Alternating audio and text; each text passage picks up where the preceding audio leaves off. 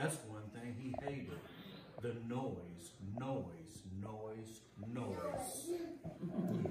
Yes. Then the Who's, young and old, would sit down to a feast. And they'd feast, and they'd feast, and they'd feast, feast, feast, feast. They would feast on Who pudding and rare Who roast beef, which was something the Grinch couldn't stand in the least. And then they'd do something he liked least of all. Every Who down in Whoville, the tall and the small, would stand close together with Christmas bells ringing. They'd stand hand in hand and the Who's would start singing. They'd sing and they'd sing and they'd sing, sing, sing, sing. And the more the Grinch thought of this Who's Christmas sing, the more the Grinch thought, I must stop the whole thing. While for 53 years I've put up with it now, I must stop this Christmas from coming. But how? Then he got an idea, an awful idea. The Grinch got a wonderful, awful idea.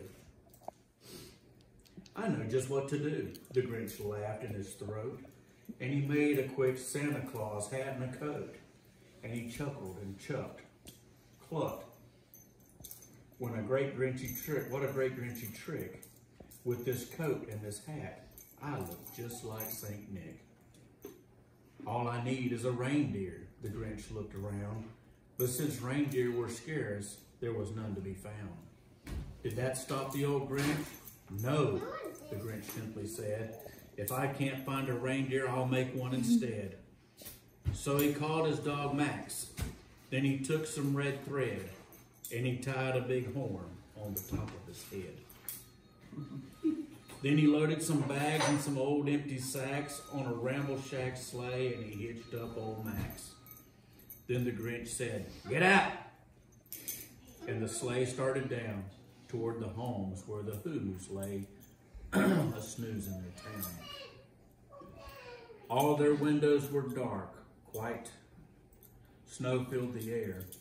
All the Who's were all dreaming sweet dreams without care. When he came to the first little house on the square, "This is stop number one," the old Grinchy Claus hissed. And he climbed up to the roof, empty bags in his fist. Then he slid down the chimney, a rather tight pinch. But if Santa could do it, then so could the Grinch. He got stuck only once for a moment or two. Then he stuck his head out of the fireplace flue. Where the little Who's stockings all hung in a row, these stockings, he grinned, are the first thing to go. Then he slithered and slunk with a smile most unpleasant around the whole room, and he took every present. Pop guns and bicycles, roller skates, drums, checkerboards, tricycles, popcorn and plums. And he stuffed them in bags. Then the Grinch very nimbly stuffed all the bags one by one up the chimbley. Yeah, that's what it says. That's what it says. Yeah. Cute. Then he slunk to the ice box. He took the Who's feast. He took the Who pudding. He took the roast beast. He cleaned out the icebox as quick as a flash, while that Grinch even took their last can of Who hash. Then he stuffed all the food up the chimney with glee, and now, grinned the Grinch, I'll stuff up the tree. And the Grinch grabbed the tree, and he started to shove. When he heard a small sound like the coo of a dove, he turned around fast, and he saw a small Who, little Cindy Lou who was not more than 2. The Grinch had been caught by this tiny Who daughter, who got out of bed for a cup of cold water. She stared at the Grinch and said, "Santa Claus, why? Why are you taking our Christmas tree? Why?" But you know that old Grinch was so smart and so slick, he thought up a lie, and he thought it up quick. "Why, my sweet little tot," the fake Santa Claus lied, "there's a light on this tree that won't light on one side. So I'm taking it home to my workshop, my dear. I'll fix it up there, then I'll bring it back here." and his fib fooled the child. Then he patted her head, and he got her a drink, and he sent her to bed. And when Cindy Lou Who went to bed with her cup, he went to the chimney, and he stuffed the tree up. Then the last thing he took was the log for their fire. Then he went up the chimney himself, the old liar. On their walls he left nothing but hooks and some wire.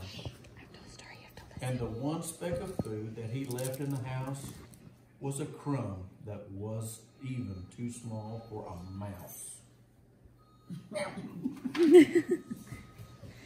Then he did the same thing to the other Who houses, I can't hardly see, leaving crumbs much too small for the other Who mouses. It was 1/4 dawn, all the Who's still abed, and the Who's still a snooze when he packed up his sled. Packed it up with their presents, the ribbons, the wrappings, the tags, and the tinsel, the trimmings, the trappings. 3,000 feet up the side of Mount Crumpet, he rode with his load to the tip-top to dump it. Pooh-pooh to the Who's. He was Grinchishly humming.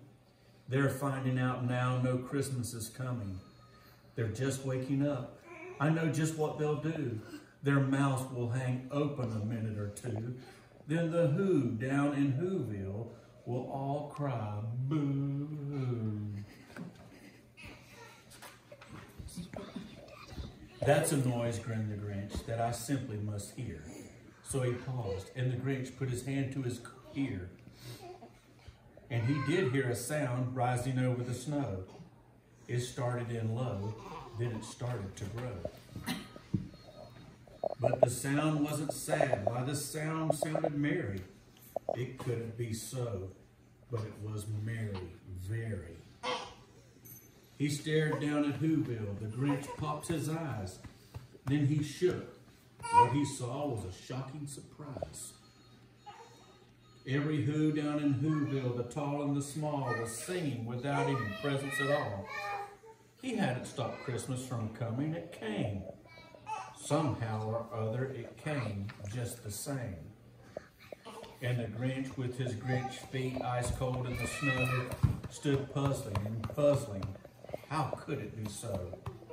It came without ribbons. It came without tags. It came without packages, boxes, and bags. And he puzzled 3 hours till his puzzler was sore. Then the Grinch thought of something he hadn't before. Maybe Christmas, he thought, doesn't come from a store. Maybe Christmas, perhaps, means a little bit more. And what happened then? Well, in Whoville, they say that the Grinch's small heart grew 3 sizes that day. And the minute his heart didn't feel quite so tight, he whizzed with his load through the bright morning light. And he brought back the toys and the food for the feast.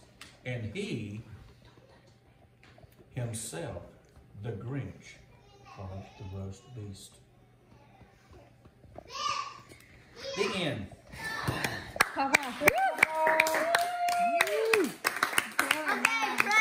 Very nice. Wait a second. Wait a minute.